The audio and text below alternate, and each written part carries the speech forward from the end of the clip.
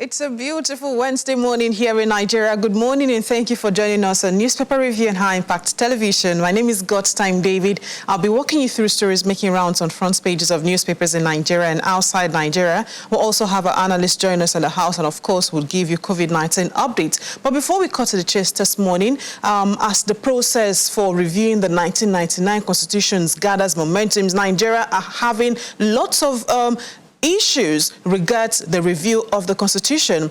Some Nigerians are saying the old constitution, which is the 1999 constitution, the current one in use, should be completely scrapped. Some are saying it should be subverted with the old one that was used in 1963.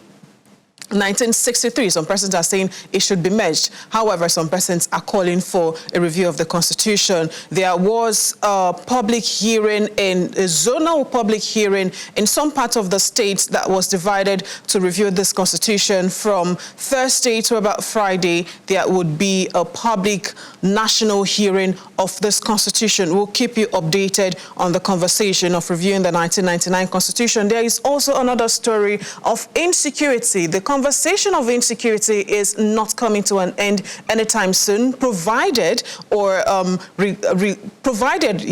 that we keep getting cases of kidnapping and other vices in the country. As President Muhammadu Buhari took a swipe at secessionists yesterday, saying that he is not going to take it lightly with them and that he has given them enough time. That statement sparked criticism yesterday on social media and in Nigeria, as some Nigerians called for the immediate impeachment of President Muhammadu Buhari, and also some other Nigerians were saying that he should not have made such statements. Some other Nigerians also said that if you do not agree with the statement of President Muhammadu Buhari, you are not fit to be a Nigerian. We'll have that conversation later. Let's go to the chase this morning and take a look at what the papers have for us this morning, and we're beginning with the Punch newspaper. On the front page of the Punch newspaper, I did talk about the statement of the president that sparked lots of criticism. And this morning, stop threats. People's Democratic Party, PDP, tells Buhari as federal government again promises tough actions. Nigeria backs direct election for ECOWAS and parliamentarians. African Union suspends Mali over second coup. Baseman accuses policeman of assault, extortion of $5,500 Bitcoin. Killer troops. NAFMAN guns down German-bound Nigerian in Imo State. There has been unrest in Imo State since on Sunday, and that is not, we are not getting positive result yet in Imo State, as enough man has been gunned down. Away from that story, fiancé-led investigator to NSCDC officer's shallow grave, 18 months after disappearance. I saw Oshomole Izeyamu's congratulatory message on social media. That statement came from Obaseki, and Senate threatens to arrest, or rather threatens arrest of 56 MDA chiefs over probes. There has been several arrests for quite some time now over misappropriation of funds and money, alleged money laundering. Masop hails Southeast stay at home and says residents show love for Biafra. Let's begin with President Muhammadu Buhari's story. Stop threats. PDP tells Buhari as federal government again promises tough actions. The President, Muhammadu Buhari, on Tuesday warned people behind security problems in the country, saying he would soon be hard on them. Buhari also says secessionists were too young to know less of lives and other tragedies that attended the Nigerian Civil War of 1967 to 1970. Buhari said these are the presidential villa, Abuja, after being briefed by the chairman of Independent National Electoral Commission, Professor Mahmood Yakubu, on series of attacks on facilities of the electoral body across the country. Now, there has been series of attacks on INEC offices across the country, and it has brought the total number of offices burnt down to 42 INEC offices. Muhammadu Buhari had a meeting with INEC chairman, and during that meeting, he made the statement that people who are instigating violence in Nigeria has no idea of what it was like during the Civil War, and that he would soon take it tough on them. However, People's Democratic Party saw that statement as a threat. Not just PDP, but other Nigerians saw that statement as a threat, as they called on President Muhammadu Buhari to stop threats, to stop threatening Nigerians and get to work. Let's move away from that very quickly. Nigeria backs direct election of ECOWAS parliamentarians. President of the Senate, Ahmed Lawan, has said that Nigeria was in support of the calls for an electoral arrangement that would provide direct election for representations at the West African Regional Parliament, otherwise known as ECOWAS Parliament. This is contained in a statement by his media office on Tuesday. Moving on, this is coming from CBN Business News. External reserves dropped by $640 million in May. The statement is credited to Godwin Emefiele. The country's external reserves lost $640 million in May, falling to $34.24 billion on 28th of May from $34.88 billion as of April 28th. Figures obtained from the Central Bank of Nigeria on Tuesday revealed that the reserves had been fluctuating in recent weeks. However, speaking on the decline at the recent Monetary Policy Committee meeting, the CBN Governor, Godwin Emefiele, said that this reflects sales of the foreign exchange market and third-party payment. Still on the Punch newspapers, fiancé leads investigator to NSCDC officer's shallow grave 18 months after disappearance. The remains of an officer of the Nigeria Security and Civil Defense Corps NSCDC, Josephine Onche, who was declared missing a few days to her wedding in 2019, have been found in a shallow grave in the Obi local government area of Benue State. Josephine's family had on December 20th, 2019 declared her missing after going to the market to buy stuff for her wedding. Sources revealed that Joseph's body was exhumed last week from a shallow grave in a neighboring local government in Otukpo, that's in Benue State. That is a very sad story. When I see stories like this, it gives me mixed feeling. It's a very sad story. A bride going to the market, getting her wedding stuff in preparation for her wedding, and just disappeared. That's a sad story, but we have to move away from it. I saw Oshomole Ize-Iyamu's congratulatory messages on social media. That statement came from Obaseki.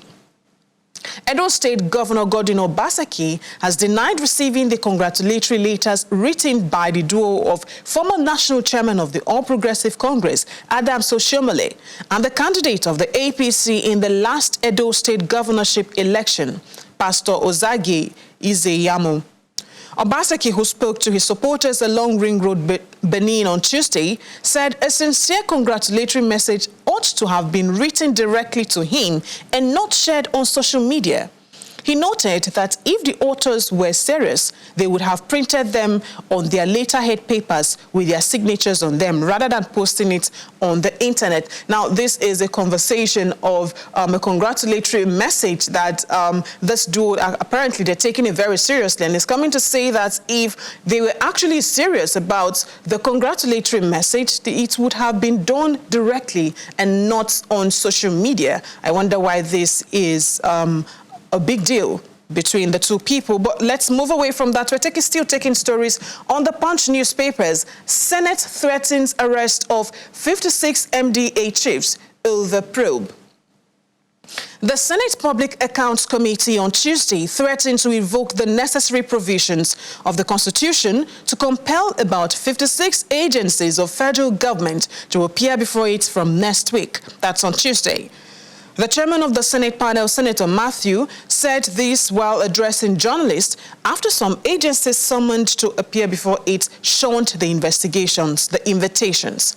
The panel is currently scrutinizing the queries raised against federal agencies as is contained in the 2018 report of the Auditor General of the Federation. I'm hoping that these people would appear before the courts, before the panel rather, to face what they have to face. That takes us directly to Guardian newspaper. On the front page of the Guardian newspaper, expect shock of your lives. Buhari warns secessionists.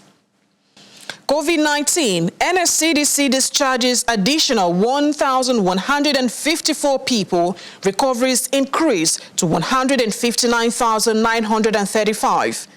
Senate gives panel 14 days to tidy Buhari's fresh 2.3 trillion naira loan request. Okorocha Nwosu urge probe into Gulak's death. Igbo in diaspora insist on restructuring and fiscal federalism. Obiano commissions 50 million naira ICU facility. Akeredolu converses adoption of unicameral legislature. Now let's take this one. This is another angle. Expect shock of your lives. President Buhari warns secessionists. Amid the outbreak of violence and rising calls for secession from agitators in the south, President Muhammadu Buhari on Monday, issued a stern warning to those promoting crime and insurrection in the country, saying that his administration will treat them in the language they understand and they will soon receive the shock of their lives. President Buhari is set to shock people instigating violence in Nigeria, and that is a really stern warning. Moving on, still on the Guardian newspapers this morning, Senate gives 14 days to tidy Buhari's fresh 2.3 trillion naira loan request. The Senate has given its Committee on Foreign and Local Debt 14 days to process President Muhammadu Buhari's fresh 2.34 trillion naira loan request. Senate President Ahmad Lawan gave the directive at the announcement of yesterday's plenary shortly after the Senate Minority Leader Yahaya Abdullahi drew attention of the upper legislative chamber to the pending proposal. The Senator Clifford Odia-led panel has so far approved $28 billion of such facilities, and the current request would increase the amount to $35.683 billion. Now let's get to Imo State. In Imo State, Okorocha and Nwosu urge probe into Gulak's death. Former Governor of Imo State, Rochas Okorocha, and his in-law, Uche Nwosu, have called for thorough investigation into the assassination of Ahmed Gulak, the former political aide to ex-President Goodluck Ebele Jonathan in the state. Gunmen killed Gulak on his way to Sam Bakwe International Airport, Owerri, on Sunday. Condoling with the family, Okorocha urged leaders to guard their utterances in anything they do. Now, the investigations into the sad attack that happened in Imo State on Sunday, that's the murder of Gulak, that's an ex-aide to ex-President Goodluck Ebele Jonathan. Okorocha is calling for an investigation into what happened. Let's move away from the Guardian newspaper to the Vanguard newspaper. On the front page of the Vanguard newspaper, we've given enough time to those trying to destroy Nigeria. That's coming from Buhari. That's basically one of the biggest stories making rounds on front pages of all newspapers in Nigeria this morning. Asaba Declaration. Southern governors have no apologies on open grazing and restructuring. The statement is credited to Governor Okowa. Senate to hold national public hearing on the 3rd of June on constitutional review. Security challenges will not define Buhari's legacy. That's according to Alhaji Lai Mohammed. Taking the riders, Gombe State starts second dose of COVID-19 vaccination. Makinde announces 25% free for Lautech. All right, good to have you join us again on Newspaper Review. Let's continue with the Vanguard newspaper. On the front page of the Vanguard newspaper, we've given enough time to those trying to destroy Nigeria. That's coming from Buhari. Taking the riders, Makinde announces 25% free reduction for Lautech. Oshun Oyetola reverses another Aregbesola education policy. Apparently, since Governor Oyetola took over from Ogbeni Rauf Aregbesola, he has been changing a couple of policies, and the education policy is next in line that he has currently changed. WHO grants emergency authorization to second Chinese COVID-19 jab. NCC shares regulatory experience with Guinea-Bissau. #EndSARS protest has emboldened hoodlums, says Osun CP. That's a commissioner of police. Silence is consent, occupying the office of the citizen. Kaduna FRSC clamps down on vehicles with expired documents and old number plates. That's a warning. Please ensure your documents are up to date. 75% or 75 companies bid for concession of 12 federal highways. Now, Asaba Declaration, Southern governors have no apologies on open grazing and restructuring. That's coming from Governor Okowa. And the story says Delta State's Governor, Senator Ifeanyi Arthur Okowa, has berated critics of Southern governors on the ban of open grazing of cattle and the call for national dialogue to restructure Nigeria. These were part of the decisions taken when he hosted his 16 colleagues on 11th of May 2021 in Asaba, where they all called for state police and devolution of powers from the federal government to states. Now, this happened on the 11th of May 2021. It happened in Delta State. Good to know you're still watching Newspaper Review on High Impact Television. Right about now, we have a guest in the studio joining us. His name is Innocent Eneta. He's a journalist. Good morning, Innocent. Thank you for joining us. Good morning. How are you? I'm fine. All right, let's begin with the Punch newspaper. And one of the biggest stories in Nigeria today is the review of the 1999 Constitution. Before we break this conversation down, you journalists, what is your take on the 1999 Constitution review? My take over the 1999 Constitution review is that the Constitution is long overdue. It's long overdue for review. And looking back at the issues at hand right now, the Nigerian Constitution needs to be reviewed at this point in time, which is necessary. All right. Now, talking about the review of the Constitution, you are aware that it is not the first time the conversation of reviewing this Constitution is coming up. Now, your opinion, or you are saying that you agree that the Constitution should be reviewed regardless. Now, are you optimistic that there will be changes after the review of this Constitution? I'm optimistic there will be changes because of the situation at hand at this point in time. It has become inevitable for us, because of the security challenges we have at hand, that the Constitution has to be reviewed, and those changes must be effected so that the country can move forward, because at this point in time, we are all stagnant. Okay, so now, we're going to talk about the Constitution for like 3-4 minutes, but now we talk inside this Constitution. We have some items, like 8 items. We have them on the legislative list. Now, do you think that that aspect of the Constitution should be reviewed? Because you remember there was a conversation of the exclusive legislative list with the NLC. Now, do you think that that part is way too much and it should be reviewed as well? It's way too much. The cost of running governance in Nigeria is high.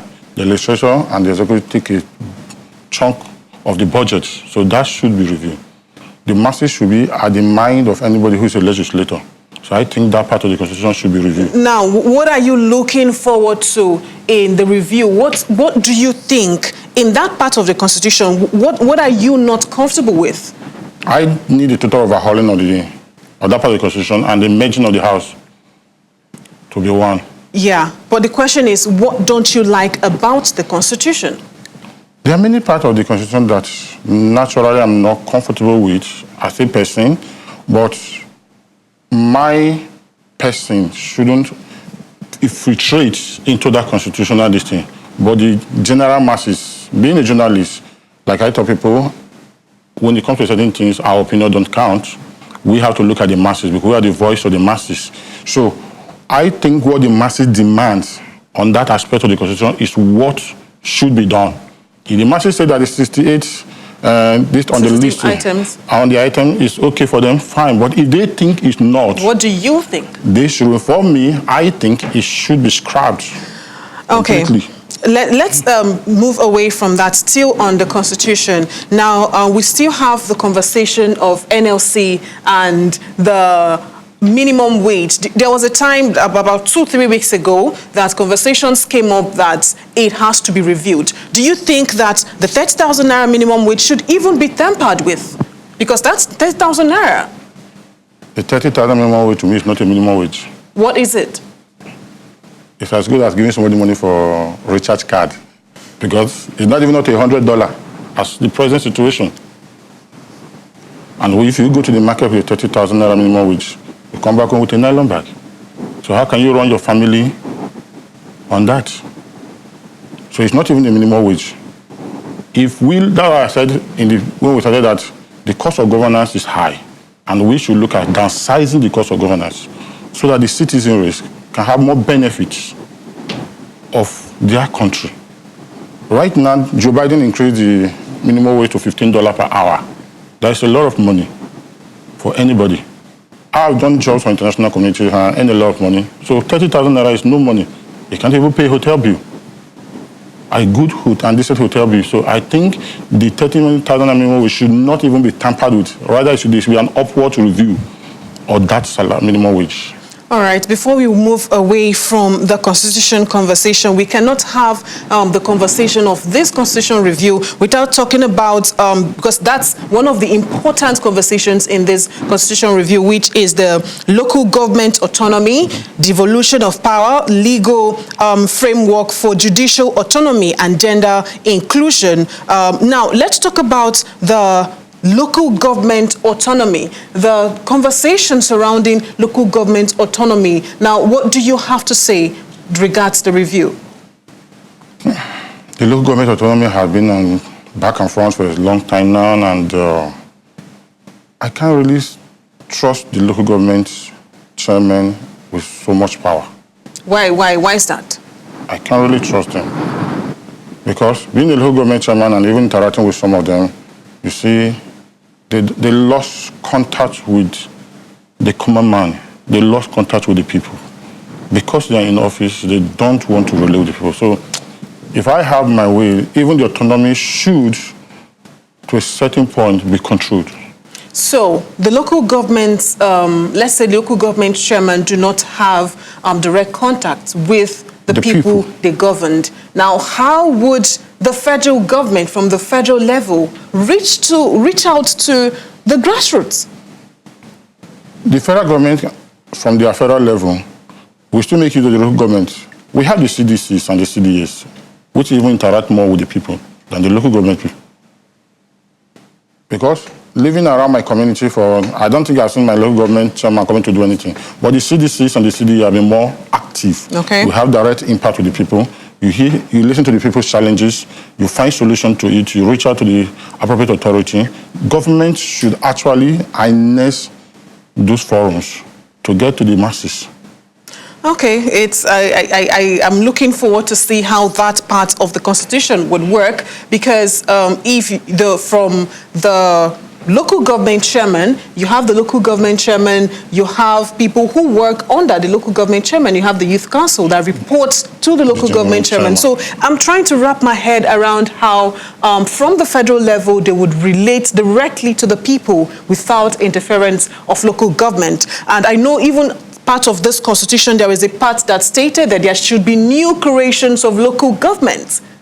So would look forward to how that constitution review would come to an end. But let's move away from this constitution review story to INEC story. President Muhammadu Buhari met with Professor Yakub, that's the chairman of INEC, and that was over the ongoing challenges that INEC has been facing, which is the burning of INEC offices that has increased to about 42. The last time I checked, that's this morning. And President Muhammadu Buhari, before we take the statements President Buhari made, now, what do you think would happen to the elections, considering the ongoing burning of INEC offices? Ongoing burning of INEC offices is not the best for us at this point in time, and it's condemnable.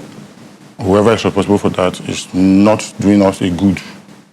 And with the absence of the INEC, it will be difficult to conduct elections. I've been involved in election monitoring, and even in riverine areas, I've seen challenges that INEC officials face when going to elections. So destruction of INEC material at this point, or INEC offices, is not safe for anybody. And it's not the best. It's condemnable. What do you think that there is hope for 2023, considering the whole burnings? There is hope for 2023. If you like burn down the entire offices, we still have an election in 2023.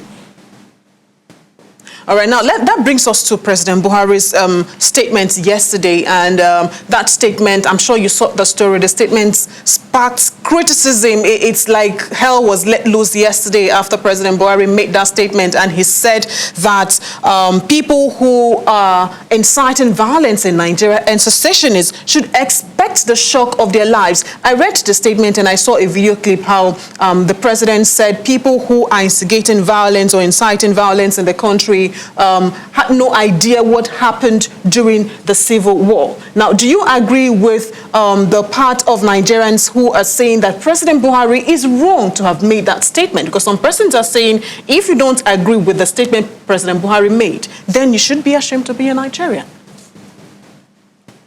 I don't agree with the statement of the president, because I've done a research on the Civil War, and I still see the pains of the Civil War.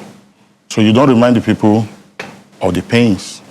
And being a leader, there are better ways to address issues, not going to the extreme. I don't agree with the president on that statement. So what would you, in that state, because that meeting was in a bid to profile solutions to the challenges Nigeria is currently facing. So at that point, that statement was made. Don't you think that the president was trying to be on the side of Nigerians?